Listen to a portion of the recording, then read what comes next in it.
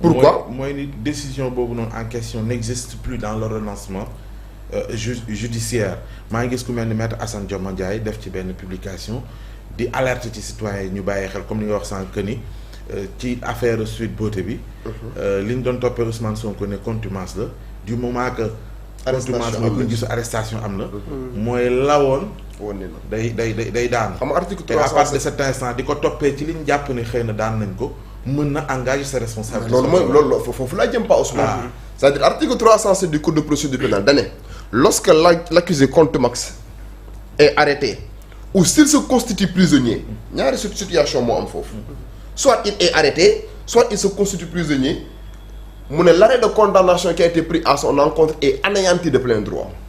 xam nga la mooy anéanti de plein droit l'arrêt de condamnation qui a été pris à son encontre est anéanti de plein droit mooy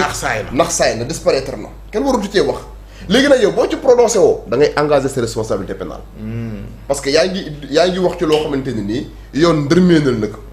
c'est une procédure qui est tombée dans l'eau depuis fort longtemps maanaam day mel ni Ousmane Sonko kenn mësu koo condamné pour aucune infraction parce que dañ ne l'arrêt de condamnation qui a été pris à son encontre est anéanti de plein droit te foofu sax dafa am une redondance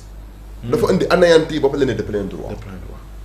donc loolu pas Ousmane pourquoi léegi ñu war a mën a permettre Sénégalais yi ñu discuter en longueur de journée sur un fait boo xam ne ni du point de vue de la légalité ça n'existe plus.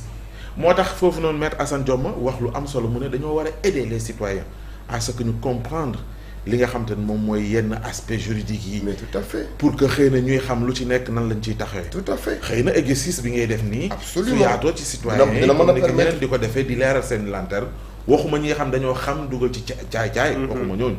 ñi xam te di joxe li ñu xam teg ko ci maandute. ñooñu bu ñu leen di déglu war nañoo mën a comprendre nu ñuy def ba génn. ci yenn jafe-jafe yi. au-delà de mu nekk contumace sax amnistie bi rek déjà. micro bi waaw. au-delà de. je disais au-delà de contumace bi ñuy wax que noonu lañ ko considéré woon bi ñu koy jugé sax amnistie bi est-ce que du intervenir ci dossier bii nii d'abord. non amnistie bi du intervenir ci dossier boobu intervenir ci. parce que dossier boobu noonu ce n'est pas un fait politique. comme ni ko loi am d'amnistie bi visé. donc le seul fait en tout cas que Ousmane Sonko réapparaître te Sénégal non mais non pas Ousmane man. bu ma xalaataatee Sénégal au temps du président Macky Sall justice bi ni ñu ko doon fowee man j'ai vraiment des nausées. parce que ci dossier Ousmane Sonko Adji Sarr ngay comprendre que ñun dañ doon fowee justice bi carrément. dañ doon fowee justice sénégalaise carrément. au-delà du fait même que tey jii nii ñu et y a aussi un autre débat boo xamante ne nii dafa am par rapport à l'ordonnance de renvoi est-ce que xam nga ne corruption de la jeunesse bi nga xamante ne tey jii ñu ngi topp Ousmane Sonko ordonnance de renvoi bi parce que bu lay poursuivre en matière criminelle période bi ngay nekk instruction ñu tuddee que la détention provisoire avant ñu lay yóbbu devant la chambre criminelle pour juger la pour que juge bi yóbbu ce dossier devant la chambre criminelle day jël ce qu'on appelle une ordonnance de renvoi boobu moom mooy saisir la chambre criminelle te dañ lay wax ne la en droit pénal en procédure pénale fait yi nga xam ne tey jii moom lañ visé ci ordonnance de renvoi bi ci fait yooyu noonu kese la juridiction de jugement bi mën a àtte amuñu droit par exemple dem ba devant la juridiction de jugement ñu ne non fait yi la doon toppee kat ci instruction bi duré na 2 ans ci 2 ans yëpp lan la doon wax viol suivi de menace de mort ñu dem ba nga xam ne tey jii ni procès bi taxaw na pendant 2 ans on parlait de ces 2 infractions là procureur bi def réquisitoire et je tiens à rappeler que attention du juge bi corruption de la jeunesse bi foru ko de c'est le procureur en ces temps-là moom moo def son réquisitoire mu requérir à titre principal pour viol requérir à titre infiniment subsidiaire pour corruption de la jeunesse c'était inédit mooy par exemple man kat maa ngi sàkku ngeen condamné que pour viol ak menace de mort mais bu fekkente ne loolu amul jël leen corruption de la jeunesse mais c'est extraordinaire il a requis à titre principal pour viol et menace de mort daal di requérir à titre infiniment subsidiaire pour corruption de la jeunesse et que dañ lay jàngal en procédure pénale que l'ordonnance de renvoi le juge d'instruction est saisi in rem le tribunal aussi est saisi in rem xam nga la mooy la saisine in rem mooy le tribunal n'est saisi que sur la base des faits contradictoirement débattus pendant l'instruction c'est la doon débattre viol menace ñu dem ba ci biir ba xam ne l'accusation est ridicule et fantaisiste ñu ne naan arc-bouté sur une infraction désuète bu tudd corruption de la jeunesse te boo xoolee article 324 sax képp ku lay wax corruption de la jeunesse dafa am une connotation sexuelle wala dara maîtriser woo li ngay wax. donc ces gens-là yu bëgg a jël infraction boobu noonu toujours di ko utiliser à l'encontre en tout cas du premier ministre bi nga xam ne nii c'est une institution à protéger au-delà du fait que mu nekk kilifa am njaboot donc je crois que bu fekkente ne par exemple bàyyi na leen ñuy continuer mu nar a nekk une jurisprudence mu nar a nekk une pratique coutumière.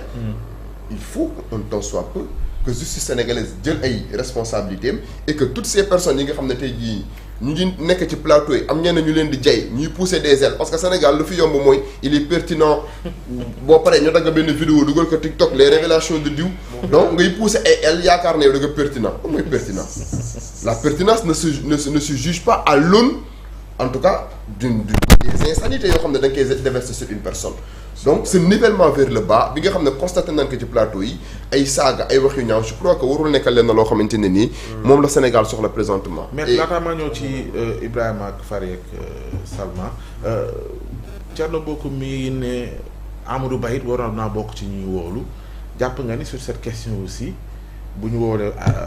Badara Gadiaga war nañoo mën a wóolu Amadou Ba. mais Amadou Ba au-delà du fait que moom mu def une erreur de communication en tentant d'expliquer la corruption de la jeunesse côté boobu moom da cee daanu li mu expliquer corruption de la jeunesse non du noonu voilà mais Amadou Ba boo koy woo ban infraction nga ko mën a toppee Amadou Ba kan la diffamé kan la def loolu ci moom il a essayé d'expliquer une infraction peut-être il l'a fait malencontreusement je dis il l'a fait malencontreusement et faussement parce que ni mu expliquer corruption de la jeunesse wax ci ay effets de prostitution et autres du noonu. parce que am na yeneen infraction yoo xam ne moom définition bi mu joxee dafa xaw a proche ay affaires de attouchement sexuel attentat à la pudeur entre autres mais corruption de la jeunesse définition bi nga xamante ne ni Amadou Ba moom la doon essayer di ko jox à travers cette émission là c'est une définition inexacte. mais mënoo ko toppee dara pourquoi mënoo ko toppee dara moom waxul ne diw moo def lii dane kat infraction bi nga xamante ne nii da doon jéem a expliquer peut-être la décision de justice bi nga xam ne tey jii nii base bi mooy cette infraction bi nga xam moom mooy corruption de la jeunesse peut-être ni mu ko defee il l'a fait de manière malencontreuse mais mënoo ko toppee pour dara mais que moom day responsabilité pénale am day dugg pour la bonne et simple raison que à chacune en tout cas de ses prises de parole day répéter ay insanités yoo xam ne da koy porter sur la personne du premier ministre et c'est ce qui est condamnable en la matière voilà oui Ibrahima ci kaw Badara Gadiaga wóolu bi certainement yaa ngi doon suivre actualité malgré sa agenda lan nga jàpp ni moom moo ci attirer sa attention mu mérité nga relever ko. xanaa lu médiocre rek laa fi gis quoi xëy na tey la presse neex tey la ku nekk ne man journaliste la tey la ku mu neex nga toog ne man chroniqueur la tey la groupe de presse yi bëri tey la presse en ligne bëri tey la loolu lépp yóbbu daal mais dem dama duggoon ci internet doon xoolaat lu bëree bëri si Badara Gadiaga boobu nga tudd kañ la exister ak kañ la ko Sénégalais yi xam loolu rek moo ma indi kañ la Badara Gadiaga feeñ ci plateau yi kañ la Sénégalais yi xam Badara Gadiaga boobu Sénégalais yi ñu ngi ko xamee ci mbirum Ousmane Sonko kan mooy Abdou Nguer kañ la ko Sénégalais yi xam ñu ngi ko xamee ci mbirum Ousmane Sonko